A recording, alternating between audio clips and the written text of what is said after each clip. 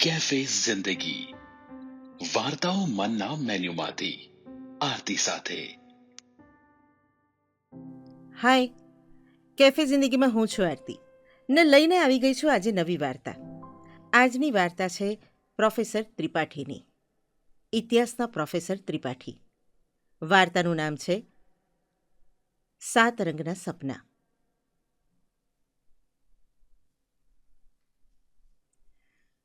ક્યારેક ક્યારેક કોઈક વાત, કોઈ ઘટના તમારા મન પર એવી સોલિડ છાપ છોડી દે જાણે કાગળના કોઈ કવર પર મારેલું લાખનું સીલ. ધારો તોય બદલી ન શકો એવી છાપ. પેપરો તપાસીને બંડલમાં ભરીને ઉપર લાખનું સીલ મારીને તો જિંદગી વિતાવેલી પ્રોફેસર ત્રિપાઠીએ. કદાચ ઇતિહાસના પ્રોફેસર હોવાના કારણે જ એમના વિષયમાં, એમની માન્યતાઓમાં, એમના એપ્રોચમાં ક્યાંય બદલાવ શક્ય જ નહોતો. ફ્રેન્ચ રેવોલ્યુશનનો સમયગાળો 1789થી 1799 જેટલો સત્ય હતો, એટલું જ એમના દૂધવાળાના આવવાનો સમય સવારના 6:25નો સત્ય હોવો જોઈએ એવું એમને લાગતું.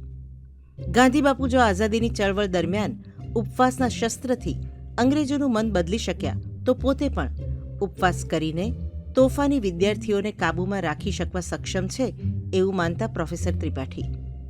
અંગ્રેજ ઉમરાઓ જેમ હંમેશા સૂટમાં સજ્જ રહીને લળીને વાત કરે છે, એમ આજના વિદ્યાર્થીઓએ ભલે સૂટમાં નહીં પણ ઇસ્ત્રીદાર પેન્ટ શર્ટમાં રહેવું જોઈએ એમ માનતા પ્રોફેસર. બિચારા, એમના અમુક આગ્રહો, ફરિયાદો અને માન્યતાઓને કારણે જ આટલા જીનિયસ હોવા છતાં એમના ક્લાસમાં રડ્યા ખડ્યા 2-4 સ્ટુડન્ટ્સ આવતા ને તોય પ્રોફેસર ત્રિપાઠી જાણે 100-125 સ્ટુડન્ટ્સ બેઠા હોય એટલી તન્મયતાથી લેક્ચર આપતા. લેક્ચર પતે એટલે એમના તેલ નાખેલ વાળમાં હાથ ફેરવતા, ખાદીના કડક સફેદ શર્ટનું પહેલું બટન બરાબર બંધ કરતા ને નમીને થેન્ક્સ કહી સ્ટાફ રૂમમાં ચાલ્યા જતા. ઘરે પણ કંઈક આવું જ દ્રશ્ય રહેતું. પરણવાની જંજાળમાં પડ્યા નહોતા એટલે કુટુંબની કંઈ જંજાળ હતી નહીં. સાંજ સવાર કાંતાબેન આવીને રસોઈ કરી જતા. મોટે ભાગે તો ભાખરી શાક કે ખીચડી દૂધથી કામ ચાલી જતું. આયુર્વેદ યુસે, કોલેજ, ઘર અને ઇતિહાસના પુસ્તકો. પ્રોફેસર ત્રિપાઠીનું આવું સાદું સરળ જીવન કદાચ 501 વર્ષ ચાલ્યું હતા. વર્ષોથી સાલ, તવારીખ, મુગલકાળ, ચૌહાણ યુગ, સ્વાતંત્ર્ય સંગ્રામ, ક્રાંતિ ને ચળવળ એમાં જ જીવતા પ્રોફેસર ત્રિપાઠી. પણ એક સાંજે કોલેજથી ઘેર આવ્યા ને જરા હલબલી ગયા. બાજુના ફ્લેટનો દરવાજો ખુલ્લો હતો ને લિફ્ટ પાસે સામાનનો ખડકલો હતો. સામાન વચ્ચેથી સાચવીને જગ્યા કરતા પ્રોફેસરે પોતાના એપાર્ટમેન્ટનું બારણું ખોલ્યું. 5th ફ્લોર પર વર્ષોથી એકલા રહેતા એ. બાજુનું ઘર તો બંધ જ રહેતું. એના માલિક વર્ષોથી પરદેશ હતા એટલે બાજુના ઘરમાં રહેવાવાળાએ પોતાનું એકાંત ઝૂંટવી લીધું હોય એવી લાગણી અનુભવી રહ્યા એ. આખી સાંજ ને રાત બાજુના ફ્લેટમાંથી અવાજો સંભળાતા રહ્યા. સામાન ખસેડાવાના, કાચના વાસણોના, મ્યુઝિક સિસ્ટમ પર વાગતા મ્યુઝિકના, ફોનના. નાના મોટા અવાજોનું આક્રમણ થયું જાણે પ્રોફેસરના એકાંત પર. બાજુનો ફ્લેટ વેચાઈ ગયો હશે કે ભાડે અપાયો હશે? કુટુંબ હશે કે કોઈ નવા પરણેલા પતિ પત્ની? પ્રોફેસરને કુતૂહલ થયા કર્યું. મન પણ થયું કે બાજુના ફ્લેટમાં ડોક્યું કરી આવે, પણ હિંમત ન ચાલી. રસોઈ કરવા કાંતાબેન આવ્યા ત્યારે એમને પૂછી જોયું, હે કાંતાબેન, બાજુમાં કોણ રહેવા આવ્યું છે? કાંતાબેનને ખબર નહોતી ને એમ તો વોચમેનને, દૂધવાળાને, છાપાવાળાને ને ધોબીને ખબર નહોતી. ને પ્રોફેસર ત્રિપાઠીએ નિર્ણય કર્યો સોસાયટીના સેક્રેટરીને પૂછવાનો. રાત્રે 9 વાગે પ્રોફેસર ત્રિપાઠી સેક્રેટરીના દરવાજામાં દેખાયા. સેક્રેટરીને ચિંતા થઈ આવી. આ સમય તો પાઇપ પીતા પીતા ઇતિહાસનું કોઈ મજેદાર પુસ્તક વાંચવાનો સમય હતો પ્રોફેસરનો. એને બદલે બાજુમાં કોણ રહેવા આવ્યું હશે એવો પ્રશ્ન કરવા પ્રોફેસર સાહેબ આવ્યા હશે એવી તો સેક્રેટરીને કલ્પનાય નહોતી. આડી અવળી, ગરમીને વરસાદની, FDIની, 2024ના ઇલેક્શનની, સેન્સેક્સની, સોના ચાંદીના ભાવોની એમ ફાલતુ વાતો કરીને પ્રોફેસર ત્રિપાઠીએ મૂળ વાત પૂછી જ લીધી. અરે શાહ સાહેબ, આ મારી બાજુમાં કોણ રહેવા આવ્યું છે? શાહ સાહેબને એટલી જ ખબર હતી કે લંડન નિવાસી ફ્લેટ માલિક અમીનનો જુવાન દીકરો છે ને અહીં આવ્યો છે.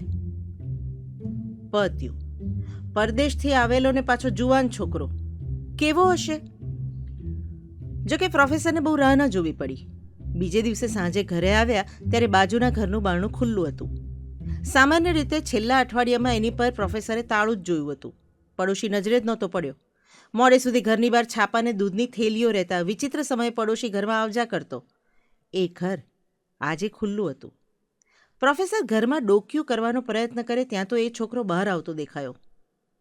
ઓ ગોડ, આ છે અમીનનો દીકરો, મારો પડોશી? લાંબા વાળ, બાંડિયા જેવું ટી શર્ટ ને નીચે ટૂંકો ચડ્ડો. શિવ શિવ શિવ! પ્રોફેસર ત્રિપાઠી એવા તો બગવાઈ ગયા હતા કે એમનું મોં ખુલ્લું રહી ગયેલું. એમને ખ્યાલ જ નહોતો. પણ આ છોકરો લંડનમાં જ જન્મ્યો ઉછર્યો હશે એવું સ્પષ્ટ લાગી રહ્યું હતું એને જોઈને. પ્રોફેસરને યાદ આવ્યું કે મિસ્ટર અમીને ત્યાં જ કોઈ અંગ્રેજ લેડી સાથે લગ્ન કરી લીધેલા એવી ઉડતી વાતો એમણે સાંભળેલી. તો આ હતું એ યાવની સંસ્કૃતિ ને ભારતીય સંસ્કૃતિનું સંમિશ્રણ. ઓ બાપરે, આની બાજુમાં શેં રહેવાશે? કંઈક કરવું પડશે એવું બબડી પ્રોફેસર ત્રિપાઠી ઘરમાં પેસી ગયા. ને ધારી પણ લીધું કે ચોક્કસ દારૂ ડ્રગ્સનો બંધાણી હશે. આંખો કેવી લાલ હતી!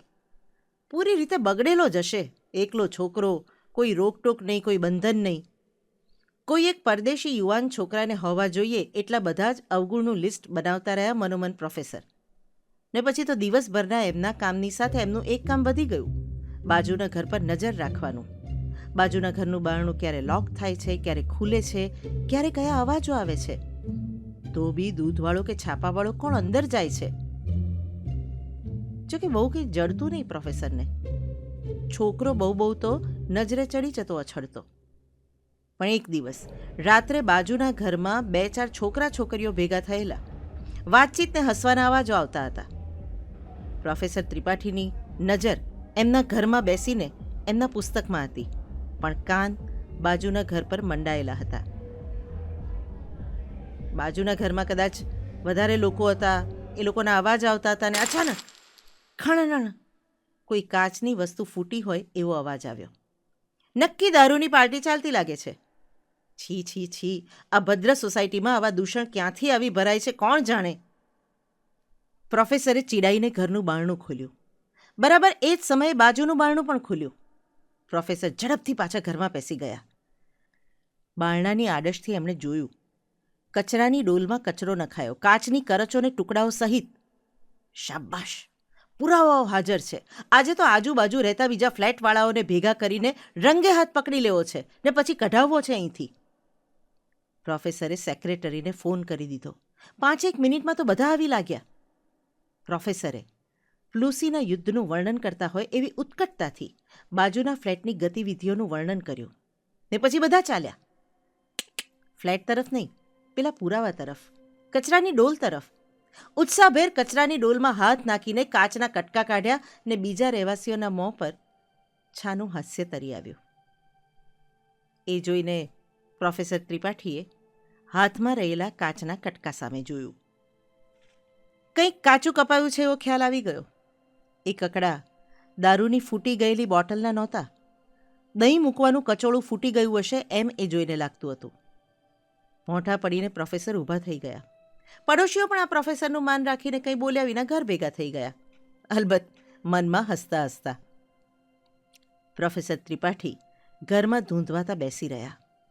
બાજુના ઘરમાંથી મહેમાનો ગયા, ઘર બંધ થવાનો અવાજ, લિફ્ટ ખુલવાનો, લિફ્ટ બંધ થવાનો, બસ રોજના જ અવાજ અવાજ અવાજ.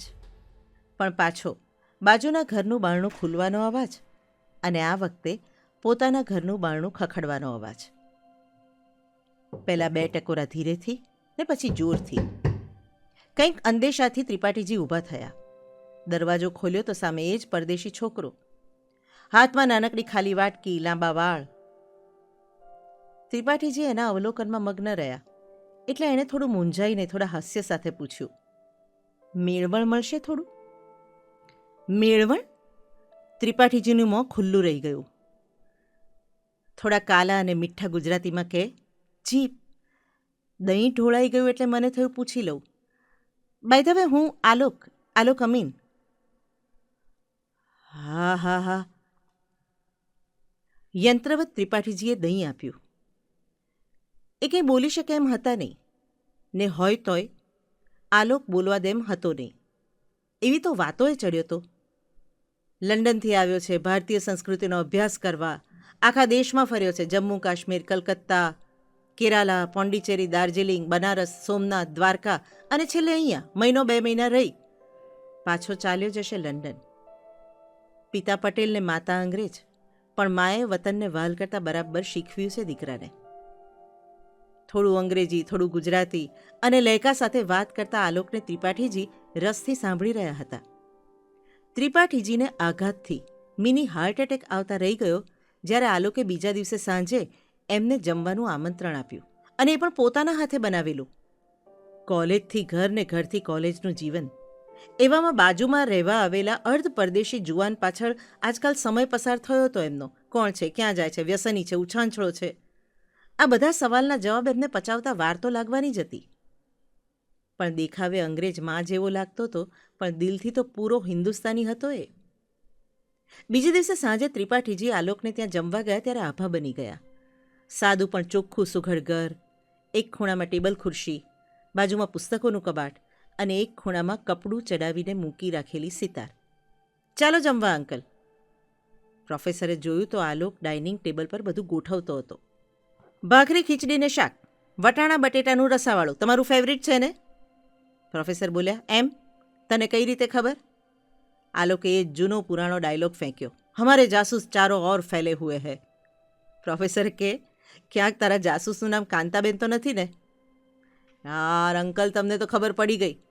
પણ કાંતાબેન પાસેથી ખાલી તમારું રૂટીન મેન્યુ જ જાણ્યું છે. બનાવ્યું છે મેં, ચાખો તો ખરા. આટલા વર્ષોમાં કદાચ પહેલીવાર પ્રોફેસરને આ સાદું જમવાનું આટલું ટેસ્ટી લાગ્યું. જમ્યા પછી જ્યારે આલોકે સિતાર પર શુદ્ધ ભૈરવી વગાડ્યો ત્યારે તો પ્રોફેસરનું દિલ બાગ બાગ થઈ ગયું. પણ વાતોમાં ને વાતોમાં રાતના 12 વાગી ગયા. શિવ શિવ શિવ, ઉજાગરો ને એ પણ ત્રિપાઠી સાહેબનો. પણ શું થાય? આલોક એવો તો મીઠડો હતો કે ત્રિપાઠીજીએ શરૂમાં એના વિશે જે ધારી લીધું હતું ને એ યાદ કરીને એમને શરમ આવી ગઈ. શું વિચારો છો અંકલ? આલોકે પૂછ્યું. ના ના, એ તો અમસ્તું તને પહેલીવાર જોયો ત્યારે શુંનું શું ધારી લીધેલું. આલોકે ગંભીર થઈને કીધું. યુ આર રાઈટ અંકલ, એમ તો તમે પણ મને ખડ્ડુસ જ લાગેલા. અને બંને ખડખડાટ હસી પડ્યા. એ હાસ્ય શરૂઆત હતી 55 વર્ષના એક વૃદ્ધ અને 23 વર્ષના યુવાનની મિત્રતાની. એ ડિનરથી શરૂ થયેલ આલોક અને પ્રોફેસરની મિત્રતાએ અનેક રંગ જોયા. પ્રોફેસર આગ્રહ કરીને આલોકને વાળ કપાવવા લઈ ગયા, અને આલોક પણ ફૂટપાથ પર નાનકડી દુકાનમાં વાળ કપાવશે એ શરતે જ રાજી થયો. આલોકે પ્રોફેસરને ફેસબુક કરતાં શીખવાડ્યું, યુટ્યુબ પણ. તે એટલી હદે કે પોતાના લેક્ચરના હાઈ પોઈન્ટ્સ ત્રિપાઠીજી સ્ટુડન્ટ્સને ટેગ કરીને ફેસબુક પર મૂકતા થઈ ગયા અને વિડીયો યુટ્યુબ પર. આલોકને નાકે દમ આવી ગયો પ્રોફેસરને એ સમજાવતા કે વેજ મંચુરિયન એ રસાવાળા મૂઠિયા નથી. ને નવા નાઇટ ડ્રેસના સ્ટ્રાઇપ્સવાળા લહેંગાથી પ્રોફેસર એટલા શરમાયા કે શરૂમાં લહેંગા પર ટોવેલ મીટીને ફર્યા. આલોક પ્રોફેસરને ગરબામાં લગભગ અપહરણ કરીને ઘસડી જ ગયો ને પરાણે દાંડિયા રમાડ્યા. એ દાંડિયા રમતા પ્રોફેસરને એમની કોલેજના 2-3 વિદ્યાર્થીઓએ જોઈ લીધા ત્યારે આઘાતના માર્યા બેભાન જેવા થઈ ગયા. આલોકને કારણે ઝૂંપડપટ્ટીની વસ્તીમાં રહેતા ગરીબ છોકરાઓને શિક્ષણનો લાભ મળવા માંડ્યો. એક અનોખી દોસ્તી હતી જેમાં બંને પક્ષે માત્ર પ્રેમ જ હતો. ઉંમર, શોખ, માન્યતાઓ, દુઃખ ને ફરિયાદો કશાયને સ્થાન નહોતું અહીં. એ દિવસે કોલેજથી આવતી વખતે પ્રોફેસર 12th ફેલ ફિલ્મની છેલ્લા શોની 2 ટિકિટ લઈ આવેલા. આલોકના નામની બૂમ પાડતા એ એના ઘરમાં ધસી ગયા. આલોક આરામ ખુરશી પર બેઠો બેઠો કાનમાં ઇયરફોન ભરવીને આઈપોડ સાંભળતો હતો. આંખો બંધ હતી ને ગાલ ભીના. પ્રોફેસરને શોક લાગ્યો. થોડી વાર પછી આવીશ એમ વિચારીને પાછા ફરવા જાય ત્યાં એમનું ધ્યાન ખેંચ્યું એક મોટા બ્રાઉન કવરે. આલોકના આંસુઓનું કારણ ક્યાંક આમાં તો નહીં હોય ને એમ વિચારીને એમણે ધ્રુજતા હાથે કવર ખોલ્યું. અંદર જાત જાતના મેડિકલ ટેસ્ટના કાગળિયા, એક્સરે એવું બધું હતું. ઇતિહાસના પ્રોફેસરને ખબર પડી તો માત્ર 2 જ વાતમાં. નામ આલોક અમીન ને રિપોર્ટના છેડે લખેલું 10% ચાન્સીસ ઓફ રિકવરી. નીચે લાલ લાઈન. પ્રોફેસર ધબ દઈને બેસી પડ્યા. એ અવાજથી આલોક ચોંક્યો. એણે આંખો ખોલી. ત્રિપાઠીજીને જોયા, હાથમાં કવર જોયું ને ત્રિપાઠીજીની આંખોમાં પ્રશ્ન. એ ખડ્ડુસ, તમે ક્યારે આવ્યા? પ્રોફેસરે પૂછ્યું. આલોક, આ શું છે? એમના અવાજમાં, એમની આંખોમાં એવો તો ડર, એવી અધીરાઈ હતી કે આલોક ટાળી ન શક્યો. આલોકને આંખોની એવી બીમારી થઈ હતી, મસ્ક્યુલર જનરેશન, જેમાં જતે દિવસે એની દ્રષ્ટિ સંપૂર્ણપણે ચાલી જાય એવી શક્યતા હતી.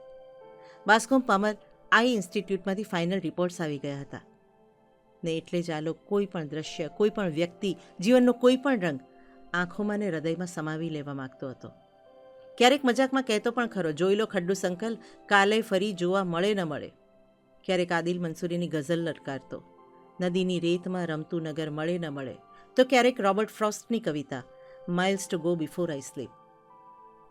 આલોકના અમુક જેસ્ચર્સ, અમુક રિએક્શન્સ હવે સમજાઈ રહ્યા હતા ત્રિપાઠીજીને.